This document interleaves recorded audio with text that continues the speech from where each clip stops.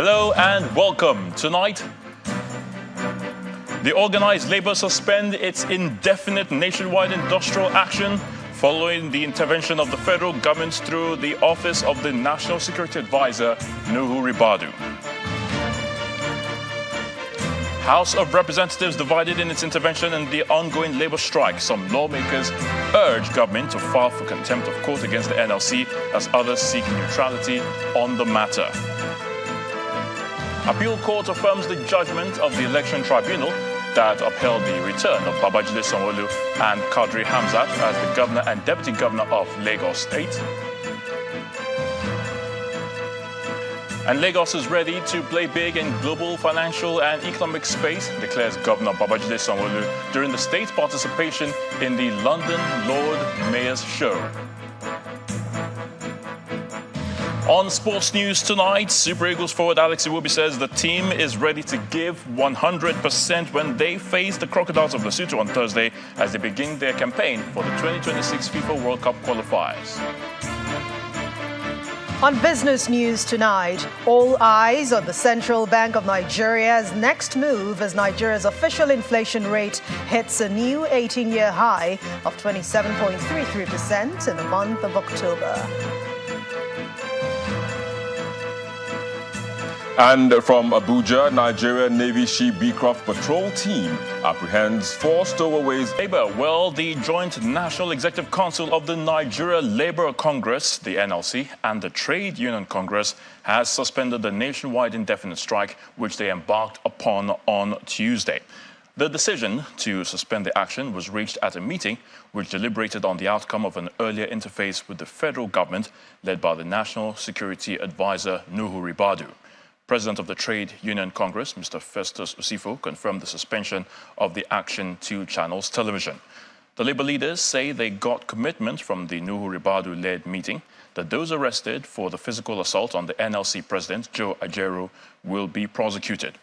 The arrest and prosecution of those who attacked the president of the NLC was a major demand of the labor leaders who declared a nationwide strike on Tuesday.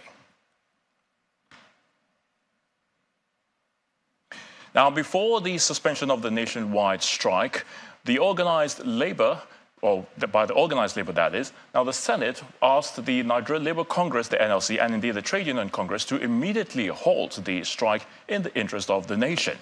The lawmakers made the appeal during plenary today, where they also resolved that the leadership of the Senate should immediately summon a meeting with the leaderships of the labor unions to discuss the matter. Our Senate correspondent, Gloria Umezoke, reports.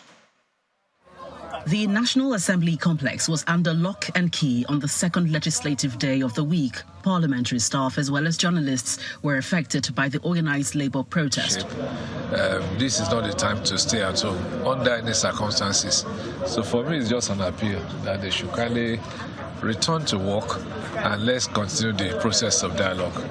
Upon resumption of plenary, the President of the Senate, Senator Godswill Akpabio, tendered an apology for the delayed commencement. Consequently, the NLC and TUC protest was tabled as a matter of national priority. This morning, some of us found it difficult to access the National Assembly. And right now, our aides are not in our offices. So the intervention of the National Assembly is very apt and timely. The motion for debate is advanced. It is wrong to have taxed somebody for protesting as they did, but it is equally wrong for myself and others in 35 states to be punished for what happened in Imo. We have obligation not only to intervene, but to do everything we can to find solution, but to also take advantage of this moment to appeal to the federal government to honor their own obligation with regards to the 35,000 naira increase across the board is implemented by the 36 states and the 774 local governments. We urge the Nigerian Labour Congress, the TUC, as well as all protesting unions to immediately call a stop to the ongoing strike in the national interest. Prayer 2, mandate the Senate President and the Senate leadership to immediately summon a meeting with the protesting union leaders with a view to resolving the issues amicably. Those in support of prayer 2 say aye, and those against say nay. The ayes have it. The Senate adjourned with a two-pronged approach with the hopes that their intervention would engender a solution to alleviate the suffering of Nigerians. From the National Assembly, Gloria Umezuke, Channels Television News. Just as in the Senate, the House of Representatives also waded into the industrial action by the labor unions. The resolution was reached after the Deputy Speaker, through a motion of urgent national importance, urged the leadership of the National Assembly to urgently address the matter. However, the lawmakers were divided in the debate as some disagreed with the reason behind the strike and urged the government to file for contempt of court against the NLC, while others urged the House to be neutral on the matter. A quiet and almost empty National Assembly complex indicates the enforcement of the strike action embarked upon by labor unions on the 14th of November. As the strike enters its second day, members of the Parliamentary Staff Association of Nigeria join. This, however, does not affect plenary, as lawmakers in the Green Chamber convene to commence legislative proceedings, albeit in scanty numbers. Mr. Speaker, if you will permit me. Not surprisingly, the strike action is raised as a matter of urgent national importance. We are not saying they are not right. We are not saying they are wrong. But we are saying we can dialogue. And as their representative, they trusted us to come on board to dialogue. He cannot use his personal grievances with some citizens or some government to suffocate activities of government in Nigeria. Let him fight for Nigerian people, not fight for himself. If we must actually intervene in the whole struggle, we should be seen to be neutral. If you sit in this chamber and take a position and say that we are condemning labor, we are condemning this, by the time you are going there, they will say that you have already taken a position. As we speak, the NSA has confirmed that the attackers of Ajaro have been arrested. If truly that is the bone of contention why they are on strike, that's what should suffice. They call up the strike immediately. Lawmakers refer to the judgment of the Industrial Court restraining the labor unions from embarking on strike. Today, they have flouted this court judgment, and I believe the executive should just file a contempt proceedings against them and bring anybody who has flouted the judgment of the court to account. It is unacceptable to the Constitution and to the causes of the Nigerian people that the labor leaders in this country will choose to cherry pick which decisions of the court to abide with, and also infringe on the fundamental human right of fellow citizens to free movement. The reason why people are not respecting court order, let's not flog it too much, is because government itself is not respecting many court orders. So everybody is not taking it as the norms, of the day. If not ordinarily, where the rule of law to be in operation, nobody, should be able to refuse, not to obey, court order. The House then adjourned to allow for prompt interaction among the leadership of the National Assembly to urgently intervene in the matter and avert further escalation. Terry Ikumi, Channels Television News. Now, earlier today, most government offices in Nigeria's capital city, Abuja, remained under lock and key as the industrial action embarked upon by the members of the Nigeria Labour Congress and the Trade Union Congress entered the second day. The Labour leaders also enforced the strike action in Yobe and Kaduna states, picketing banks and some government institutions. The gates of government offices at the Federal Secretariat, including that of the Head of Service of the Federation, remained locked on day 2 of the indefinite strike declared by the Nigeria Labour Congress. NLC, and the Trade Union Congress, TUC. Some workers who showed up for work were again not allowed to gain access into the offices, like it was on the first day of the strike. INEC have the power. At the headquarters of the Nigeria Labour Congress, officials of the NLC and the TUC are gearing up for enforcement, but the planned exercise was suddenly put on hold when the president of the Nigeria Labour Congress, Mr. Joe Ajiru, arrived at the NLC Secretariat in Abuja. NLC president proceeds into a closed-door meeting with some delegation from the southeast without granting any interviews. Meanwhile, in other states in the north, like Yobe and Kaduna states, officials of the NLC and TUC enforced the strike, picketing banks and government offices.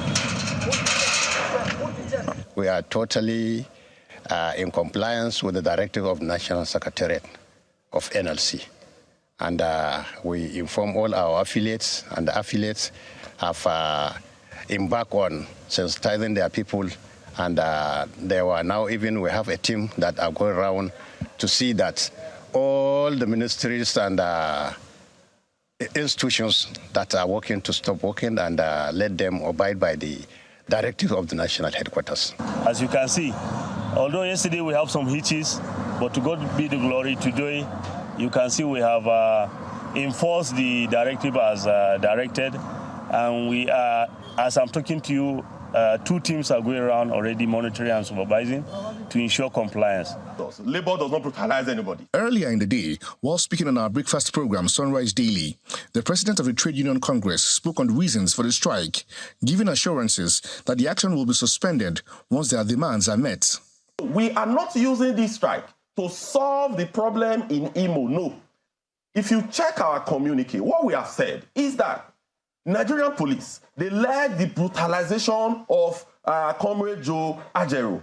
So now, we want those people to be apprehended. They know them. We know their names. In fact, some of the people that led this, they work for the Imo State government. We know them. The area commander that led this, he must be apprehended. So this is not difficult to achieve. So when we started pushing all this, there were no single comment from the Nigerian state. But since yesterday, we have been having some conversations. Once we progress those conversations and we see clearly that they are serious to bring these people to book, they are serious to hold them to account, then, of course, we would let go. The Labour leader affirmed ongoing discussions with the federal government since the initiation of the strike on Tuesday. However, the union leadership has received an invitation for a meeting with the National Security Advisor with the objective of bringing an end to the strike action. In the meantime, organised labour has denied any political motivation behind the protest, which was planned to hold in Imo State, as claimed by the state governor.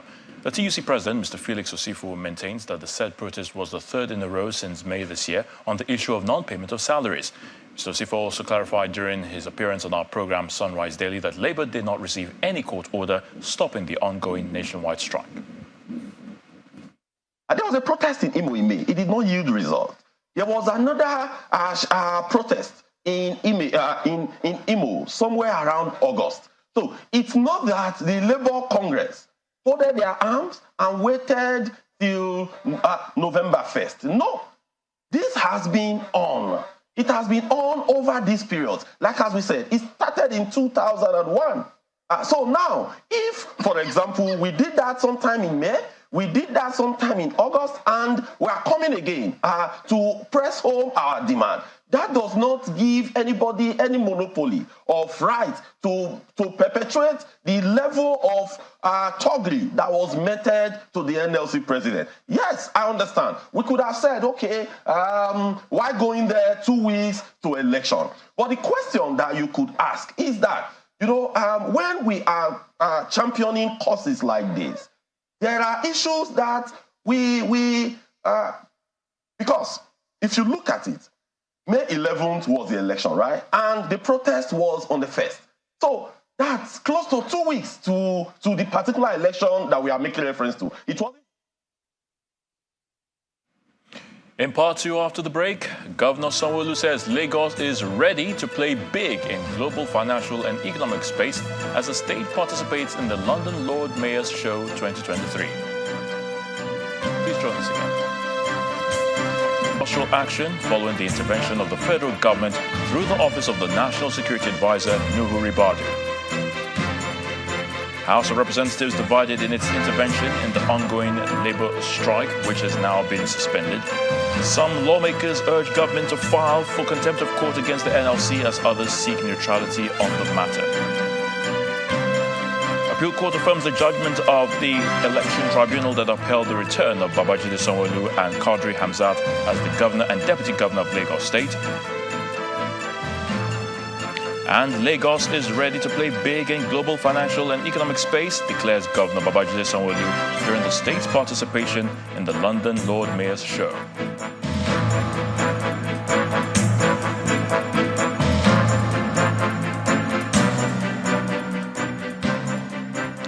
Let's go outside the shores of the country in the UK, where Governor Babajide Sanwo-Olu says Lagos State is ready for bigger business, for the state to take its place in the global financial and economic space. Governor Sanwo-Olu stated this during an interview on the participation of Lagos at the ongoing Lord Mayor's Show in London. He noted that the invitation extended to Lagos for the show is a testament to the upward economic trajectory of the state. A display of culture on the streets of London.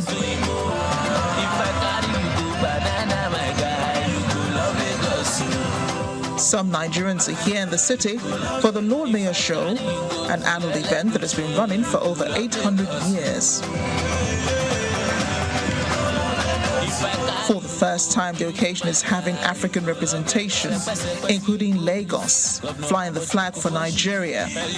Governor Babajide Sanwo-Olu is here to pitch the benefits of international investment. This roadshow by some Nigerians is to highlight what the Lagos State government can bring to the table for foreign partnership. We're incredibly honored to actually be here, showcasing the fact that there's so many sectorial opportunities for investment and strategic partnerships in Lagos. And we look forward to lots of subsequent discussions. Being the lead of the diaspora office, I know the importance of the diaspora, being the ambassadors, being our arms and feet to communicate to the international community what we have to offer to the world. And we're encouraging people that we are propagating this message of Lagos being the international financial center of Africa, in fact, of the world. Stakeholders in the private sector are also here to support the steps taken by Lagos State. We had hoped to portray Lagos in the right light on the world stage. And I think that we achieved that to let the world know that things are changing. The float told our story. One side you have the Danfos and the Keke Marwas that, are being phased out now but represent our past. And then on the other side you have the blue line, which is our future. We're not just here for the fanfare alone. We're doing a little bit more. Recently, Governor inaugurated the Lagos International Financial Center Council that is focused on establishing LIFC, as we call it, Lagos International Financial Center. And we want to let the investing public know that Lagos is the destination to be when you're thinking of investment on the continent. For Governor Sanwo-Olu, it is an opportunity to place Lagos on the map of the world. There's a plan to make Lagos one of the international financial center. It's a big, bustling city already, but we want the world to know more about us and to know all of the great things that we're doing. So we're here to display our culture, to display part of our heritage, and to display who we are, so that we can open Lagos up for business. London and the city of London is known to be the oldest and the most diversified city in the world. So a partnership with Lagos, it's a plus for both of us, right? So we're excited that we're the first African city to have been so invited. And you can see other cities of the world, nations of the world also here, right? And so there's no better time for us to sell ourselves. Lagos, being the first state in the whole of Africa to take part in the Lord Mayor Show, means a lot to the state government, which is ready to leverage on the platform to transform the state into an international financial center notable around the world. Meanwhile, back home, the appeal court sitting in Lagos Island has affirmed the judgment of the election tribunal upholding the return of Babajide Sanwo-Olu and Quadri Hamzat as the governor and deputy governor of Lagos State. The appeal court panel, led by Justice Yagata Nimpa, in a unanimous decision dismissed the appeal filed by the People's Democratic Party and that of the Labour Party, as well as their candidates, for lacking in merit. Meanwhile, Governor Babajide Sanwo-Olu, in a statement, hailed the judgment, just as the state deputy governor, Mr. Quadri Hamzat, who was present in court, said the verdict validates what transpired during the election. Well, I mean, I don't want to litigate the cases again. You know, it's been, and I took time to read the judgment of the tribunal, and to me, it was impeccable. It looks, like I said, very lucid. It was well explained, even to non-lawyers. It was tied to various cases, various other cases. So, for me, it seems that the tribunal did their job. And talking to other lawyers, senior ones, and of course the young ones, they were of the opinion that this is a solid case. So, you leave it to the judiciary and you do what you have to do. That's it. That's for the lawyers to be apprehensive, not for me. Well, we are doing our job. We just keep going. Remember, the election took place months ago. The people of the state voted for us. So that for us is the most important. The ability to convince fellow citizens, Lagosians, on what we intend to do. So those are the things we must focus on and do. So we will not be distracted by this. It's important. It's part of our process. In my view, it improves our democratic credentials. However, we must do what you have to do. And that's what the governor and myself and the whole cabinet, that's what we are doing, satisfying the needs of Lagosians. So let's head to the nation's capital now, where Victor Matthias is standing by to give us the very latest from our Abuja studios. Hello, Victor. Hello, Ayotunde. Welcome to the nation's capital.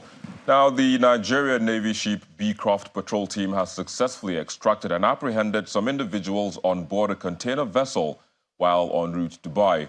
According to the commander, NNS Beecroft, Commodore Kolawole Olumide Oguntuga, tactical teams were dispatched to the vessel at Lagos Anchorage, sequel to receiving information from the Maritime Domain Awareness Facility, the Falcon Eye alignment. On arrival, the teams noticed movement inside the rudder compartment and consequently boarded the ship, located and extracted the 4 stowaways who were found with a bag filled with snacks and another poly bag containing sachet water.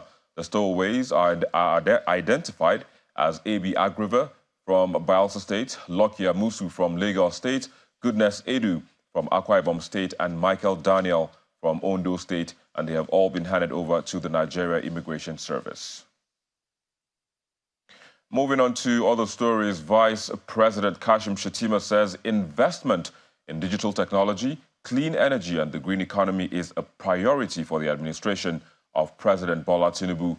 He stated this when he received a delegation from Denmark at the presidential villa in Abuja. Our State House correspondent Emperor Simon reports that Vice President Shatima also received the report of the Presidential Committee on Flood Response Harmonization, which focuses on improving the socio-economic conditions of Nigeria's most vulnerable communities. Vice President Kashim Shatima meets the delegation from Denmark, led by the Danish Minister for Development Cooperation and Global Climate Policy, Mr. Dan Jørgensen. The closed-door meeting aims to enhance Nigeria's bilateral relations, aligning with the government's effort to diversify the economy in accordance with its energy transition plan and agenda. In a statement released by the Senior Special Assistant to the President on Media and Communications, Office of the Vice President, Mr. Stanley Quarter, Senator Shatima says Nigeria's huge potentials in digital technology, the outsourcing industry and the clean energy sector will continue to incentivize investments in its energy transition plan and agenda to diversify the economy. He is quoted to have said, "Oil will still be relevant because of its other derivatives for the next decades, but as the primary driver of the economy, the role of oil will diminish in the coming years. This is why it is a priority for us to think out of the box to find alternatives. This is why we're looking for investments in digital technology, clean energy, and other sectors. End of quote. Meanwhile, there was also a formal presentation of the report of the Presidential Committee on Flood Mitigation, Adaptation, Preparedness and Response to the Vice President. Most of the flooding that we receive originate from within Nigeria due to high rainfall and the mobility of the water around our drainage patterns. So we try to look at that. I'm not saying that the report also didn't say that contribution from outside cannot add to flooding. But in most cases, it's not the reason for flooding in Nigeria. Because in some areas, they believe that River Benue, Niger, are the ones causing. There are floods in the environments that have nothing to do with these rivers, especially in the north. Meanwhile, the Danish government wants to assist Nigeria in resolving climate issues and the transition to clean energy. We all know that we need to do more to fight climate change. Certainly that's obvious in Africa, in Nigeria, where climate change is already evident. But it will be even more so in the future. And Denmark is a country with a lot of experience in doing exactly that. So we've changed our own energy system so that we're moving away from oil and gas and coal and instead using renewables and deploying energy efficiency measures. The Vice President also directed that the Committee on Flood Response Harmonization make a presentation of its report at the next meeting of the National Economic Council. From the Presidential Villa, Emperor Simon, Channels Television News. Now, still to come on the news at 10, all eyes on the central bank's next move as Nigeria's official inflation rate hits a new 18-year high of 27.33% in October. That's in business news. You join us again. Many thanks for staying with us. Now, the off-cycle elections may have come and gone, but youth groups from Kogi State today stormed Abuja, where they called on the Independent National Electoral Commission not to be stampeded into an unnecessary review of the Kogi State governorship election. The youth made the demand when they marched to the headquarters of the commission in Abuja. They maintain that the November 11th election remains the most peaceful and credible in the history of the state and therefore requires no review.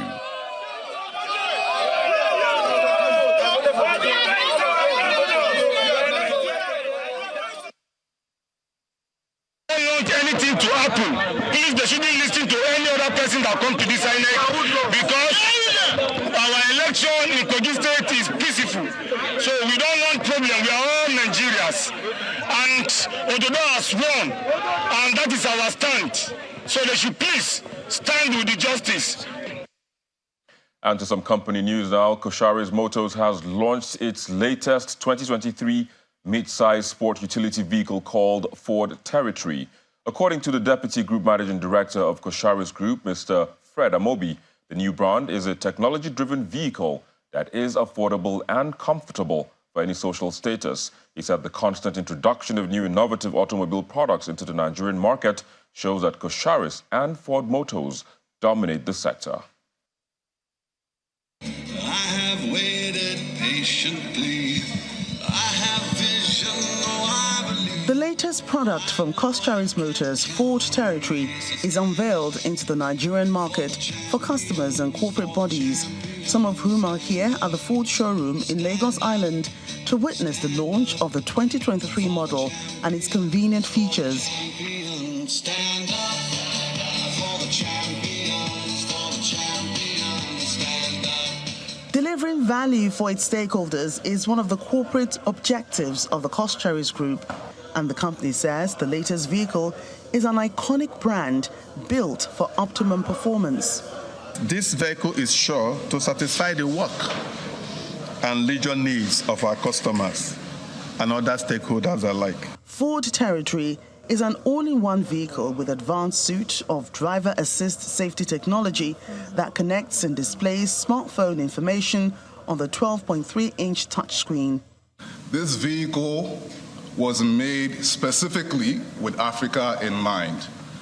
From the exterior stylishness of the vehicle to the interior, the technology, the on and off-road capability. It is a 5-seater compact SUV. This Ford Territory has a LED lamp and the fog lamps. The essence of this is to improve the night vision when driving on Nigerian roads. This is a Ford you can afford to buy. Coscharis Motors and Ford Motors have come a long way, and they are determined to sustain their partnership, assuring interested buyers of a suitable payment plan. For us and Ford, it's not just about being distributors, it's a partnership that will ultimately make Coscharis Motors and Ford to have a CKD operation in Nigeria. So it's a strong partnership that will value so much, and Ford Motor values so much. If you walk into Coscharis Mobility, you have the facility to get a financial scheme that will tell you you don't have to pay the 100%, but you can do it gradually. By extension to some of our financial institution partners. The all-new Ford Territory has an engine capacity of 1.8 litres GTDI EcoBoost with high performance that can be driven on any long-distance journey.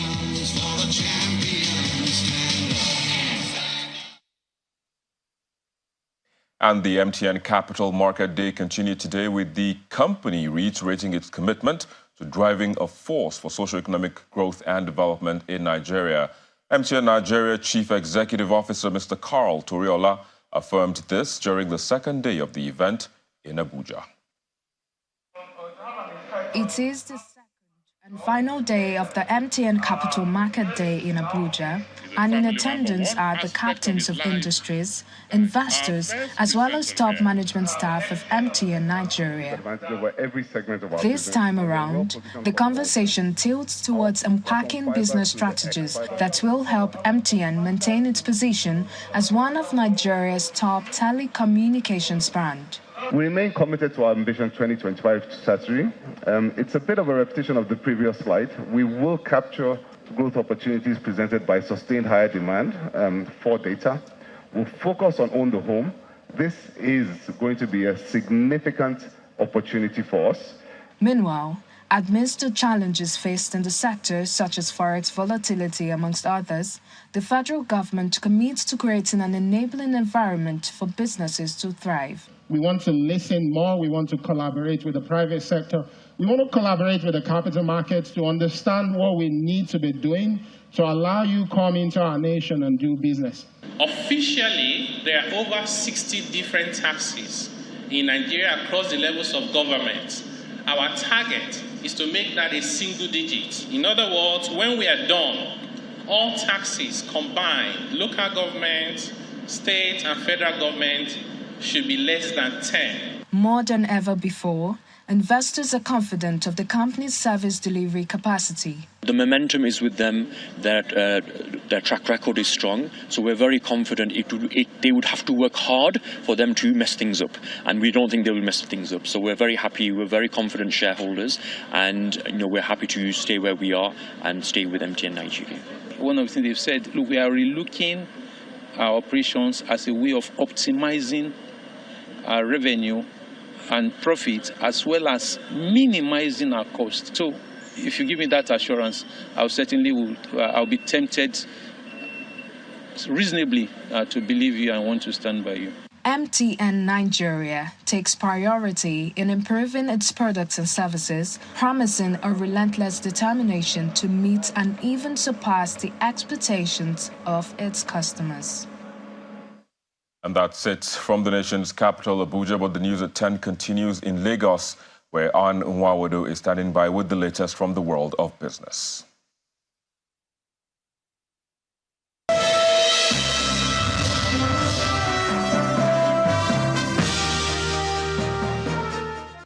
Thanks a lot, Victor. Hello and welcome to Business News. Let's begin with Nigeria's inflation rate. It has climbed further to 27.33% last month, and that's coming up from 26.72% it was in the month of September. That's according to latest report coming from the National Bureau of Statistics. That figure, which is in line with the projections by financial derivatives company, the FDC, makes the 10th consecutive month of inflationary pressure in Nigeria. Let's talk about key highlights of the data from from the National Bureau of Statistics, it shows that food inflation, which is the main factor, rose to 2% against the previous month. Core inflation jumped to 22.52%. Urban inflation rose to 29.29%, while rural inflation climbed to 25.58%. With this latest report, the financial market now awaits the next action to be taken by the new Central Bank Monetary Policy Committee at its next meeting, which, according to its calendar, is scheduled for November the 20th and the 21st. The House of Representatives is to investigate the alleged non-remittance of the NNPCL over 34.2 billion naira to the Federation account from the Nigerian liquefied natural gas from the year 2004 to 2021. Honorable Sani Bala, who moved this motion, alleges that the money has been diverted by the NNPCL. The House has mandated its relevant committees to carry out an investigation and report back within 2 weeks. The West African Power Pool Information and Coordination Center is set to launch this Friday in Benin Republic as part of moves to ensure energy sustainability in West Africa and shore up productivity and development among member nations. The Secretary General of the West Africa Power Pool, Mr. Ki Sengui, made this announcement at a media briefing in Cotonou, the capital of Benin Republic. According to WAP Secretary General, the 30 million euro European Union-funded project will involve financial commitments from member countries. He also explains that the center will ensure the electricity trade in West Africa is done transparently in accordance with regional electricity trade laws. The Securities and Exchange Commission says it has embarked on the creation of a new e-dividend portal, which is expected to become operational on the 30th of November this year. The Director General of the Commission, Lamido Yuguda, made this known at the Commission's ongoing Journalist Academy in Lagos. It was organized by the Nigerian Capital Market Institute. He explains that once operational, the portal will improve and simplify the process of mandating accounts for e-dividend, which will lead to a significant fall in unclaimed dividends. At the same time, Mr. Yuguda says this commission aims to achieve a 50% market cap to GDP ratio target by the year 2026. Let's head to the domestic markets today. It is green for a second day this week. Investors gained more than 113 billion naira at the close of midweek trading session. Let's hear the details from Laddie Williams.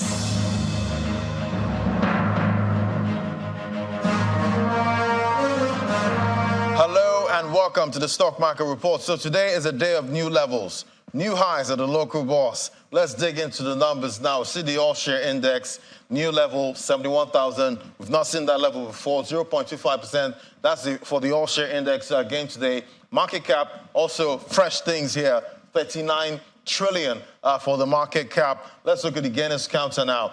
We see Ondo up 10% on full bid today. And no surprises here again. Mercure Industries, 9.92%, also on full bid today. Let's look at the losers counter.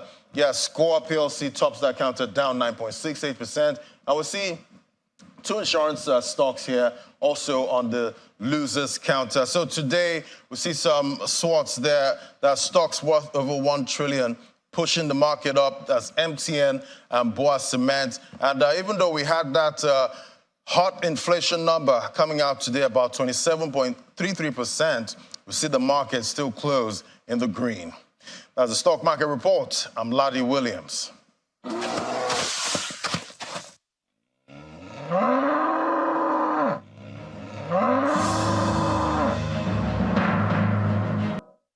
And that's business news for tonight. Thank you for watching. I'm Anne Nwawadu. The rest of the news at 10 continues now with Ayotunde.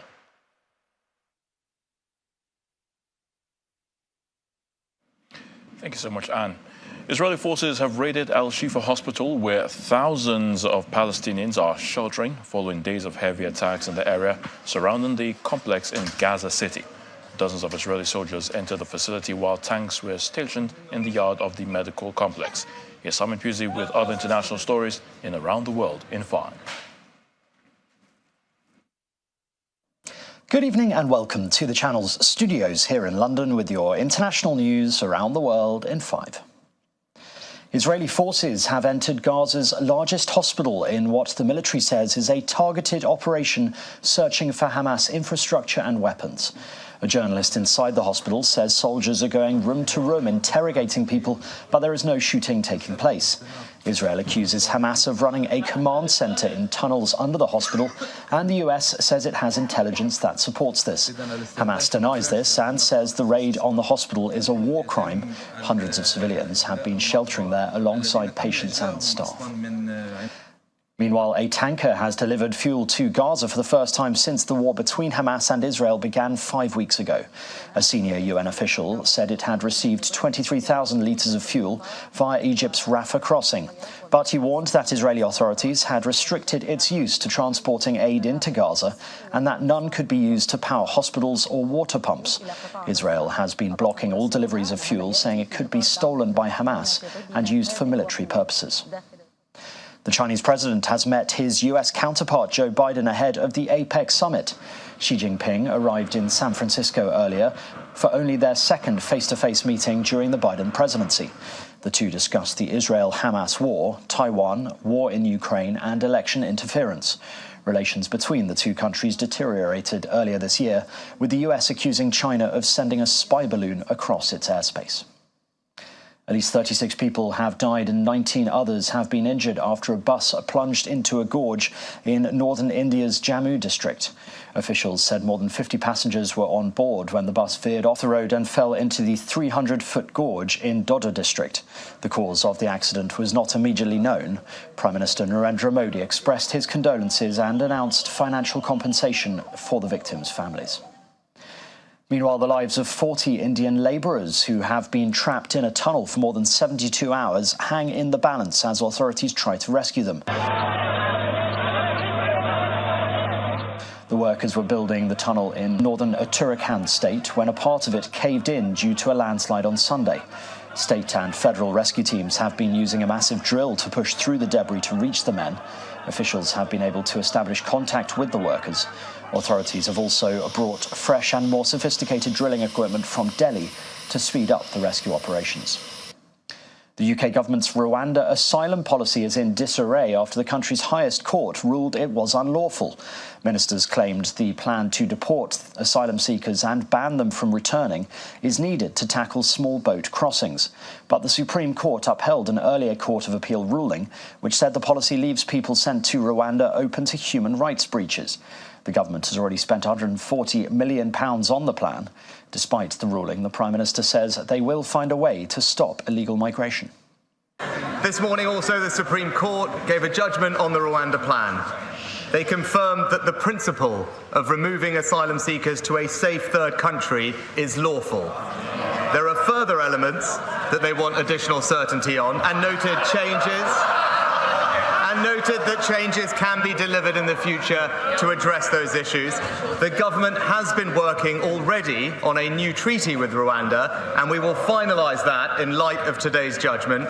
And furthermore, if necessary, I am prepared to revisit our domestic legal framework. But let me say this again. If it becomes clear that our domestic legal frameworks or international conventions are still frustrating plans at that point, I am prepared to change our laws and revisit those international relationships.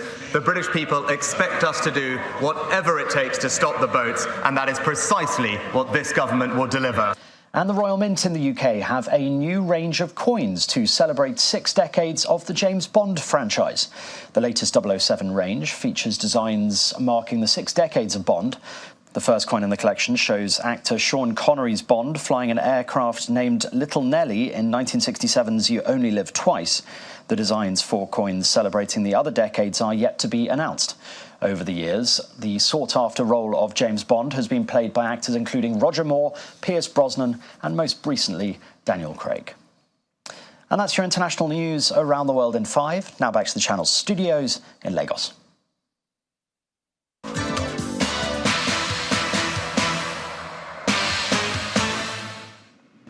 Many thanks, Simon. Welcome to Sports News. Super Eagles forward Alex Iwobi says the team will do all it takes to get the needed results against Lesotho as they begin the campaign for the 2026 FIFA World Cup qualifiers in Uyo.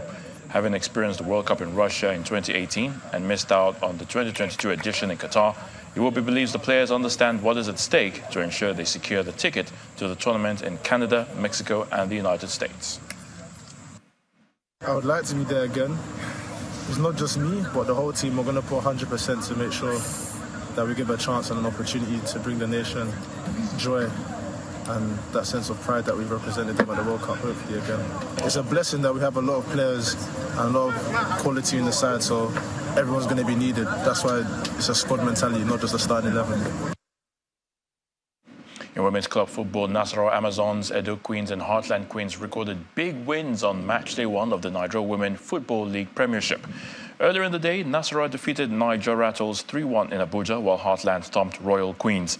In other results, Confluence Queens and newly promoted side Danas Ladies settled for a goalless draw, and Abia Angels left it late to edge Adamawa Queens. Remo Stars Ladies held Rivers Angels to a 1-0 draw, while Sunshine Queens and Bayelsa Queens game produced the same scoreline. The Queens wrapped up matchday 1 with a dominant display over FC Robo. Former England captain David Beckham says the three Lionesses' triumph in the Women's European Championship last year inspired a new generation of girls in the country to take up sports, and his own daughter is one of them. The host lifted the trophy at Wembley Stadium in front of a sellout crowd of 87,192, a record attendance for men or women's UEFA tournament.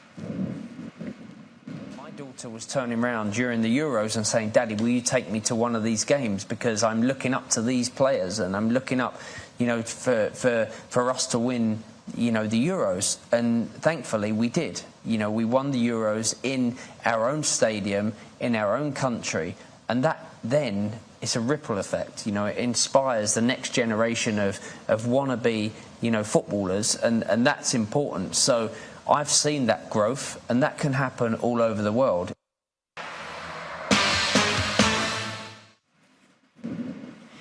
And the main news again. The organised Labour today suspended its indefinite nationwide industrial action. The Labour Centre said the decision to suspend the strike follows the intervention of the federal government through the office of the National Security Advisor, Nuhu Ribadu. And the appeal court has affirmed the judgment of the election tribunal that upheld the return of Babajide Sanwo-Olu and Kadri Hamzat as the governor and deputy governor of Lagos State. That's the news at 10 tonight. Thank you so much for watching. I'm Ayotunde Balogun, and to have a good night. Stay safe.